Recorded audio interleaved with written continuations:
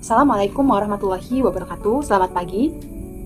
Yang terhormat Ibu Dr. Nova Mardiana SEMM selaku dosen pengampu mata kuliah MSDM Strategik.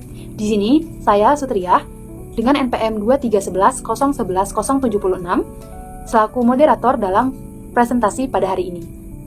Kami dari kelompok 1 akan membahas mengenai materi manajemen sumber daya manusia. Saya akan membukanya dengan pemantik bahwasannya apakah kalian setuju bahwasannya sumber daya manusia merupakan aset terbesar dalam perusahaan maupun organisasi.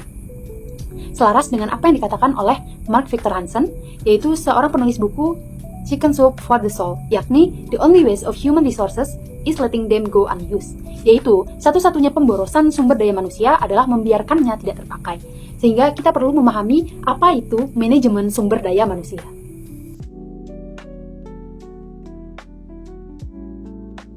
Di sini kita akan membahas mengenai pertama yaitu sifat manajemen sumber daya manusia, sistem manajemen sumber daya manusia, dampak sumber daya manusia terhadap kinerja organisasi, lalu dimensi etika, keadaan manajemen sumber daya manusia, dan yang terakhir yaitu kesimpulan dari penyampaian materi yang akan kami berikan. Pertama, kita akan membahas apa itu manajemen sumber daya manusia.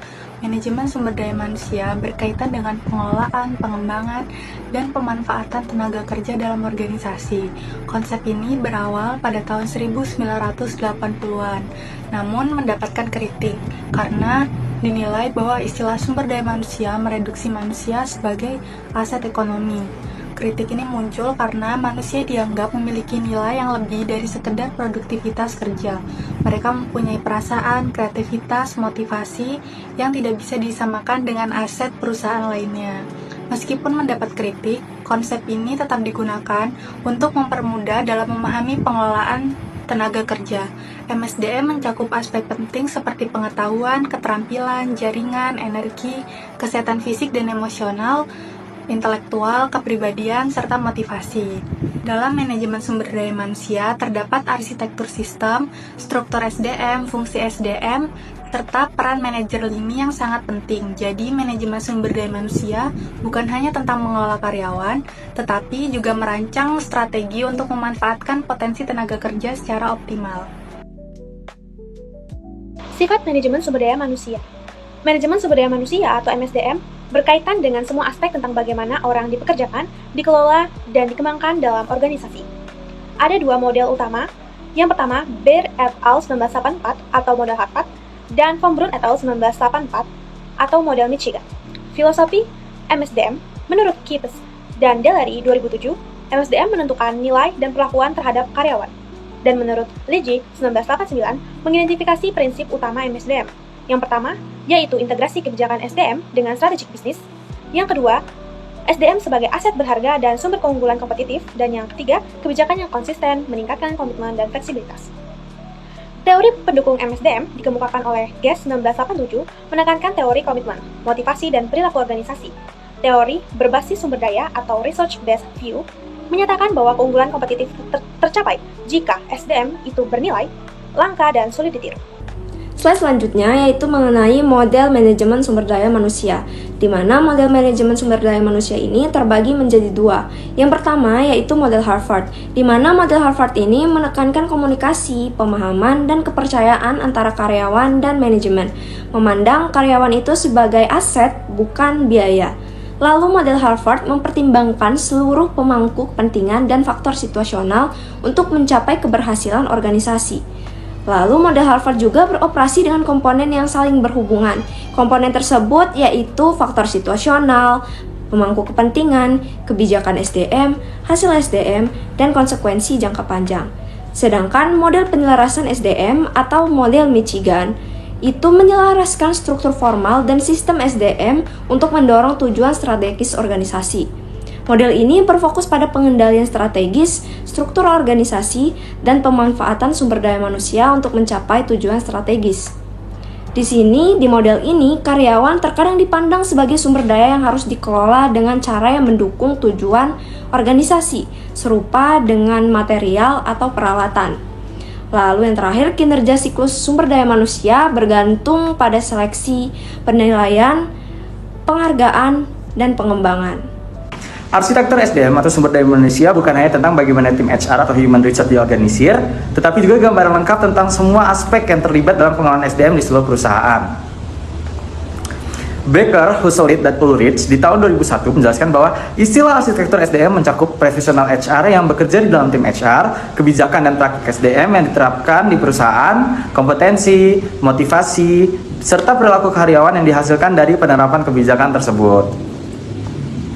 Kegiatan seperti pengembangan organisasi, Kegiatan seperti pengembangan organisasi, wawancara dan tes seleksi, manajemen talenta, pelatihan dan pengembangan, manajemen kinerja, serta pemberian penghargaan memang penting dalam menjalankan fungsi HR. Namun, perusahaan harus berhati-hati terhadap teknik-teknik baru yang hanya sekedar tren sesaat. Teknik-teknik yang digunakan harus sudah teruji dan relevan, bukan hanya dipilih karena dianggap praktik terbaik, tetapi bukti yang jelas. Jadi, keberhasilan SDM tidak hanya soal mengikuti tren. Keberhasilan SDM tidak hanya soal mengikuti tren, tetapi memastikan semua elemen dari tim HR, kebijaksanaan, hingga perilaku karyawan bekerja selaras untuk mendukung tujuan bisnis. Sistem SDM memainkan peran penting dalam keberhasilan perusahaan. Menurut Becker dan Huselit, di tahun 1998, sistem SDM bukan hanya sekedar fungsi pendukung, tetapi merupakan kendaraan utama untuk mengimplementasikan strategi perusahaan. Hal ini menunjukkan bahwa SDM memiliki peran penting yang lebih luas daripada sekedar administrasi, yaitu sebagai penggerak utama dalam pencapaian tujuan bisnis. Pada tahun 2006, Becker dan Huselit kembali menegaskan bahwa sistem SDM adalah aset utama dalam organisasi. Hal ini berarti bahwa perusahaan yang memiliki sistem SDM yang efektif dapat diperoleh keunggulan kompetitif dan meningkatkan kinerja bisnis secara keseluruhan. Namun, ada perbedaan mendasar dalam cara pandang terhadap SDM. Menurut Boselli dan koleganya di tahun 2005 mencatat bahwa dalam pendekatan tradisional, SDM seringkali dipandang sebagai kumpulan praktik yang terpisah tanpa keterkaitan yang jelas. Pendekatan ini membuat SDM kurang efektif dalam mendukung strategi perusahaan. Sebaliknya, pendekatan strategis terhadap SDM melihatnya sebagai sistem terintegrasi dan koheren. Dalam pendekatan ini, setiap praktik SDM dirancang untuk saling memperkuat, menciptakan sinergi, dan mendukung tujuan perusahaan secara keseluruhan. Dengan demikian, agar sistem SDM dapat memberikan dampak yang maksimal, perusahaan perlu beralih dari pendekatan tradisional ke pendekatan strategis. Dengan sistem SDM yang terintegrasi dan selaras, dan strategi bisnis, perusahaan dapat lebih kompetitif dan siap menghadapi tantangan di masa depan. Selanjutnya yaitu komponen dari sistem SDM. Sistem SDM yang baik terdiri dari 3 hal, pertama yaitu strategi SDM, kebijakan SDM, dan juga praktik SDM. Strategi SDM yaitu menentukan arah pengelolaan sumber daya manusia dalam organisasi. Lalu kebijakan SDM adalah menetapkan pedoman bagaimana sumber daya manusia harus diterapkan dan dikelola. Lalu yang ketiga yaitu praktik SDM, yakni aktivitas pengelolaan SDM itu sendiri, termasuk jangka panjang, hubungan kerja, pelatihan, pengelolaan operasional, hingga penggajian. Menurut Bowen dan Ostroff pada tahun 2004, sistem SDM yang kuat memiliki kekhasan, yaitu konsistensi dan konteks yang tinggi, yang memungkinkan organisasi menciptakan lingkungan kerja yang mendukung produktivitas dan kesejahteraan dari karyawan itu sendiri. Banyak penelitian telah dilakukan yang menunjukkan bahwa ada korelasi antara praktik manajemen sumber daya manusia yang baik dengan kinerja organisasi. Nah, penelitian-penelitian ini menghasilkan beberapa kesimpulan, yaitu praktik SDM dapat memberikan dampak langsung pada karakteristik karyawan. Nah, jika karyawan memiliki karakteristik ini, maka kemungkinan besar kinerja organisasi dalam berbagai aspek juga akan mengalami peningkatan. Ada satu model yang menjelaskan dengan rinci terkait korelasi ini, yaitu model AMO. Nah, model AMO menjelaskan kinerja bergantung pada kemampuan, motivasi, dan kesempatan individu. Model ini memberikan informasi tentang praktik manajemen sumber daya manusia yang harus disertakan dalam sistem kerja. Ada 3 rumus model AMO, yaitu keterampilan, motivasi, dan peningkatan peluang. Nah, 3 dimensi ini yang nantinya akan mempengaruhi kinerja karyawan dan peningkatan berbagai aspek dalam organisasi. Dimensi etika. Apa pentingnya dimensi etika dalam manajemen sumber daya manusia? Beberapa ahli seperti Skender pada tahun 1987, Ulrich pada tahun 1997, dan Boxall BKK pada tahun 2007 menegaskan bahwa sumber daya manusia harus memperhatikan kebutuhan karyawan dan legitimasi sosial organisasi. Namun, Winstanley dan Woodall pada tahun 2000 serta Grant dan Silks pada tahun 2002 mengkritik bahwa dimensi etika sering diabaikan dalam literatur sumber daya manusia terkini, di mana fokus lebih banyak pada kesesuaian strategis dan hasil organisasi, seringkali mengorbankan kepentingan karyawan. Poin utamanya adalah perlunya keseimbangan antara kepentingan perusahaan dan kesejahteraan karyawan dalam praktik sumber daya manusia. Baik, di sini saya akan menyampaikan materi mengenai keadaan atau kondisi manajemen sumber daya manusia. Yang pertama, yaitu manajemen sumber daya manusia strategis atau SHRM. Praktik manajemen sumber daya manusia (MSDM) sangat beragam karena dipengaruhi oleh pilihan kompetitif, teknologi, karakteristik karyawan, dan kondisi pasar tenaga kerja. MSDM mencakup berbagai kegiatan dengan variasi yang besar di berbagai pekerjaan, tingkat organisasi, unit bisnis, perusahaan, industri, dan masyarakat. Penekanan diberikan pada kebutuhan SDM untuk bersikap strategis dan memberikan nilai tambah bagi bisnis. Namun pendekatan ini beresiko mengabaikan kebutuhan dan hak karyawan sebagai pemangku kepentingan utama. Lalu yang selanjutnya mengenai kekhawatiran tentang praktik manajemen sumber daya manusia saat ini. Sejumlah akademisi telah menyampaikan keberatan tentang arah dan fokus manajemen sumber daya manusia. Menurut Marchington, 2008, berpendapat bahwa MSDM beresiko kehilangan arah karena terlalu berorientasi pada kepentingan investor dan kinerja keuangan jangka pendek, serta mengabaikan penerapan MSDM oleh manajer lini. Ia menyarankan agar MSDM kembali fokus pada 3 aspek. Yang pertama, peran sebagai penyeimbang antara berbagai pemangku kepentingan. Kedua, kesejahteraan karyawan sebagai jalan menuju kinerja tinggi. Dan yang terakhir, penerapan MSDM oleh manajer lini. Selanjutnya akan dijelaskan oleh rekan saya. Baik, sebagai penutup dari materi yang telah kita bahas, dapat disimpulkan bahwa manajemen sumber daya manusia atau MSDM merupakan strategi yang dirancang untuk mengelola tenaga kerja secara efektif. MSDM berperan penting dalam meningkatkan kinerja organisasi melalui pengembangan karyawan, sistem penghargaan, dan manajemen kinerja yang tepat. Dengan memastikan bahwa setiap individu memiliki keterampilan, motivasi, dan dukungan yang sesuai, MSDM membantu organisasi mencapai tujuannya secara lebih optimal. Selain itu, MSDM terus berkembang seiring dengan perubahan lingkungan bisnis dan perubahan teknologi. Jadi, organisasi perlu menyesuaikan strategi SDM mereka agar tetap kompetitif dan mampu menghadapi tantangan di masa depan. Kali ini kita masuk pada bab 2 mengenai manajemen strategis. Diharapkan setelah mempelajari bab ini, kita akan memahami apa itu manajemen strategi, bagaimana strategi berperan penting dalam keberhasilan organisasi, serta bagaimana cara menyusun, mengembangkan, dan mengimplementasikannya secara efektif. Pendahuluan. Manajemen strategi merupakan proses perencanaan, pelaksanaan, dan evaluasi langkah-langkah yang dirancang untuk mencapai tujuan jangka panjang organisasi. Dalam era persaingan global yang semakin ketat, manajemen strategi menjadi kunci utama bagi organisasi. Untuk mempertahankan keunggulan kompetitif, pengoptimalan sumber daya, dan merespon perubahan lingkungan bisnis secara efektif. Melalui pendekatan yang sistematis dan struktur manajemen strategi, tidak hanya membantu organisasi mencapai visi dan misinya, tetapi juga memastikan keberlanjutan dan pertumbuhan dalam jangka panjang. Menurut Basel dan Purcell, manajemen strategik adalah proses yang melibatkan pembuatan, pembentukan, dan penyesuaian strategi sesuai dengan perubahan lingkungan bisnis.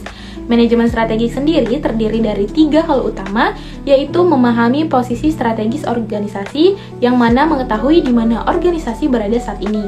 Yang kedua, membuat pilihan strategis untuk masa depan, yaitu menentukan arah yang akan diambil organisasi. Dan yang terakhir, mengubah strategi menjadi tindakan nyata, yaitu memastikan strategi yang dibuat benar-benar dijalankan. Jadi, inti dari manajemen strategik adalah memikirkan kemana organisasi akan menuju, bagaimana cara mencapainya, dan bagaimana menyesuaikannya strategi dengan perubahan yang terjadi.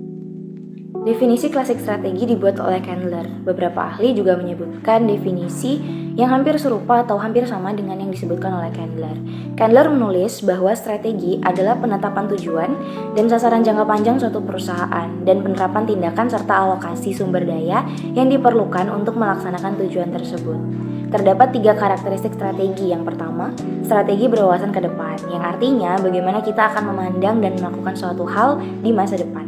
Yang kedua, pengakuan bahwa kemampuan organisasi suatu perusahaan itu bergantung pada kemampuan sumber daya atau karyawan yang bekerja di organisasi tersebut. Dan yang terakhir, bertujuan untuk mencapai kesesuaian strategis, yaitu kebutuhan saat mengembangkan strategi fungsional seperti SDM untuk mencapai keselarasan antara strategi tersebut dengan strategi bisnis organisasi dalam konteks lingkungan eksternal dan juga internalnya. Slide selanjutnya yaitu mengenai isi strategi, di mana Hendricks and Fredrickson menjelaskan bahwa strategi bisnis yang lengkap perlu mencakup 5 poin. Yang pertama, di mana organisasi akan aktif, yaitu menentukan lokasi atau pasar utama di mana organisasi akan beroperasi, baik secara geografis maupun dalam industri tertentu. Yang kedua, bagaimana perusahaan akan beroperasi, yaitu menjelaskan model bisnis, strategi operasional, serta cara perusahaan menjalankan kegiatan sehari-hari. Yang ketiga, bagaimana perusahaan akan menang, yaitu menguraikan strategi kompetitif perusahaan untuk bersaing dan unggul di pasar, termasuk inovasi dan keunggulan yang dimiliki. Yang keempat, apa yang akan terjadi, yaitu memproyeksikan hasil atau dampak dari strategi yang diterapkan, termasuk potensi peluang dan tantangan di masa depan. Lalu yang terakhir, bagaimana hal ini akan menguntungkan. Yang dimaksud di sini yaitu menjelaskan manfaat dan keuntungan yang akan diperoleh perusahaan, baik dari segi finansial maupun keberlanjutan bisnis. Selanjutnya yaitu inovasi model bisnis, di mana inovasi model bisnis sendiri terbagi menjadi 3. Yang pertama yaitu meningkatkan penciptaan nilai, di mana inovasi model bisnis meningkatkan keunggulan dan penciptaan nilai dengan membuat perubahan yang simultan dan saling mendukung pada proporsi nilai organisasi kepada pelanggan dan model operasinya. Lalu yang kedua, pendekatan komprehensif, di mana inovasi model bisnis menentukan komponen inti dari strategi perusahaan, termasuk target audiens, proporsi nilai, aliran pendapatan, dan struktur biaya. Lalu yang ketiga, beradaptasi dengan perubahan, di mana inovasi model bisnis melibatkan perubahan signifikan dalam cara bisnis beroperasi untuk menanggapi perubahan di pasar, teknologi, atau preferensi pelanggan, memastikan bisnis tetap relevan dan sukses. Selanjutnya yaitu strategi dalam aksi. Contoh strategi perusahaan. Perusahaan dapat mengungkapkan strateginya secara formal dengan beberapa cara. Pertama adalah menetapkan dalam laporan terkini perusahaan, yang dimana digunakan untuk menyebarluaskannya. Contohnya adalah perusahaan terbuka atau perusahaan publik. Lalu yang kedua adalah melalui dokumen internal yang mengungkapkan strategi dalam bentuk balance scorecard. Balance scorecard ini adalah alat strategi manajemen yang dikembangkan oleh Kaplan dan Norton untuk mengukur kinerja organisasi secara seimbang melalui 4 perspektif. Keempat perspektif utama dalam balance scorecard. Pertama yaitu perspektif keuangan. Perspektif keuangan ini mengukur aspek keuangan organisasi atau perusahaan. Jadi, bagaimana pertumbuhan pendapatan, pendaftaran dan retensi pendukung hingga rasio biaya yang dikeluarkan maupun pendapatan yang didapatkan oleh perusahaan. Lalu yang kedua adalah efektivitas organisasi. Menilai bagaimana efektivitas dari operasional perusahaan, seperti pengembangan program yang dilakukan, penyampaian daripada program yang dimiliki, hingga bagaimana efektivitas dari biaya yang dikeluarkan oleh perusahaan. Lalu yang ketiga adalah perspektif dari pemangku kepentingan, yakni menganalisis dampak pada klien, hubungan dengan pendanaan utama seperti misalnya pelanggan, lalu agensi dan pendukung daripada pengembangan merek yang kita miliki, hingga bagaimana pengaruh yang ditimbulkan oleh perusahaan. Lalu yang terakhir yaitu perspektif orang atau perspektif manusia, yakni fokus pada manusia seperti perilaku kepemimpinan, bagaimana memanajemen bakat yang dimiliki oleh sumber daya manusia, lalu pembelajaran dan pengembangan yang diberikan kepada karyawan, dan bagaimana melibatkan karyawan dalam keputusan organisasi atau perusahaan.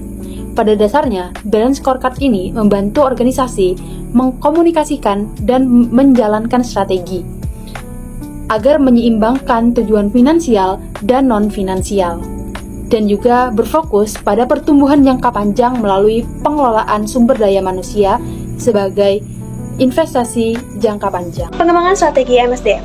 Pengembangan strategi bertujuan menciptakan arah dan tujuan organisasi serta memastikan keselarasan strategi. Model klasik menyusun strategi secara rasional dan bertahap. Ada 10 tahapan dalam menyusun strategi. Yang pertama adalah menentukan visi, misi, dan model bisnis. Setelah itu, kita dapat menetapkan tujuan organisasi. Yang ketiga, kita melakukan analisis SWOT dan PESTEL. Analisis PESTEL merupakan bagian dari analisis SWOT, yaitu pada bagian opportunities dan threats. Analisis PESTEL terdiri dari analisis political, economic, social, technological, environment, dan legal. Yang keempat, mengevaluasi strategi yang ada, termasuk analisis kesenjangan. Yang kelima, kita mengidentifikasi kapabilitas unik organisasi. Yang keenam, kita menentukan isu-isu strategis utama. Lalu yang ketujuh, dapat merancang strategi bisnis dan fungsional untuk keunggulan kompetitif. Yang kedelapan, menyusun rencana strategis terintegrasi. Yang kesembilan, mengimplementasikan strategi tersebut. Dan yang terakhir, memantau dan menyesuaikan strategi sesuai kebutuhan, visi, misi, dan model bisnis. Pengembangan strategi MSDM. Jika tadi disebutkan oleh rekan saya bahwasanya strategi itu dikembangkan secara rasional dan linear, namun ternyata tidak hanya itu saja. Strategi tidak selalu dikembangkan secara rasional dan linear. Menurut beberapa ahli, seperti Mabey et al. 1998, menekankan bahwa strategi sering bersifat inkremental dan berbasis negosiasi. Lalu menurut Mintzberg 1987, memperkenalkan konsep strategi emergent, yaitu strategi yang berkembang sebagai respon terhadap situasi yang berubah, bukan hanya berdasarkan perencanaan formal. Lalu, ada juga menurut Boxall dan Purcell 2003. Mereka menyatakan bahwa strategi organisasi terbentuk melalui kombinasi perencanaan formal dan keputusan yang berkembang seiring waktu. Selanjutnya mengenai implementasi strategi. Implementasi strategi adalah proses mengubah rencana strategi menjadi tindakan nyata yang menghasilkan hasil yang diharapkan. Menurut Thomson S. Stickland 1996, strategi yang baik harus bisa diterapkan dengan efektif. Namun menurut Cantor 1984, banyak perusahaan yang lebih pandai untuk membuat rencana daripada menjalankannya. Implementasi strategi berdampak langsung pada kesuksesan SDM dan operasional perusahaan, sehingga SDM memiliki beberapa peran penting. Yang pertama, SDM harus terlibat dalam perencanaan dan penerapan strategi. Yang kedua, SDM memastikan inovasi serta perubahan berjalan efektif. Dan yang terakhir, SDM mengembangkan strategi yang sesuai dengan kebutuhan perusahaan. Jadi, dengan peran SDM yang tepat, strategi dapat diimplementasikan secara lebih optimal. Manajemen strategik adalah proses perencanaan dan pengelolaan bisnis secara menyeluruh dengan berpikir dan bertindak secara strategis. Proses ini melibatkan pemahaman posisi perusahaan saat ini, menentukan tujuan masa depan, serta merencanakan langkah-langkah untuk mencapainya. Manajemen strategik tidak hanya berfokus pada penyusunan rencana, tetapi juga memastikan rencana tersebut dapat diterjemahkan menjadi tindakan yang nyata. Strategi yang efektif harus berorientasi ke depan, memanfaatkan sumber daya secara optimal dan selaras dengan lingkungan internal maupun eksternal perusahaan. Dalam penerapannya, perusahaan perlu mendefinisikan misi, melakukan analisis SWOT dan PESTEL, serta menyusun rencana berbasis keunggulan kompetitif. Keberhasilan strategi sangat bergantung pada kemampuan perusahaan dalam memonitor dan menyesuaikan langkah-langkah strategis sesuai dengan dinamika pasar. Dengan manajemen strategik yang baik, perusahaan dapat bertahan, berkembang, dan mencapai tujuannya secara berkelanjutan.